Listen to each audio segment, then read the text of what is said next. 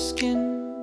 A quiet pull, a knowing hum, like the sky calling the birds home, and the flowers opening for the bees. Nature keeps whispering the rules. We pretend we made ourselves.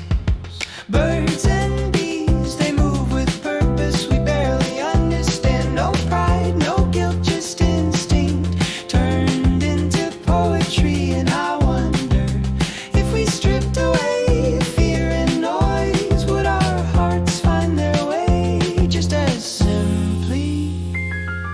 We flutter toward warmth, we gather sweetness, we sing for connection without fully knowing why.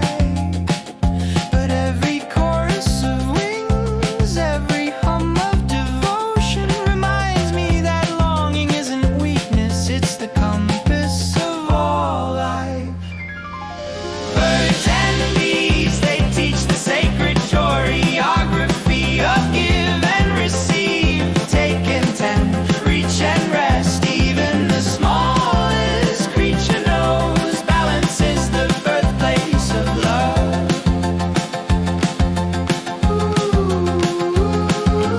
Maybe the universe writes its truths in feathers and nectar and flight paths and tiny golden footprints on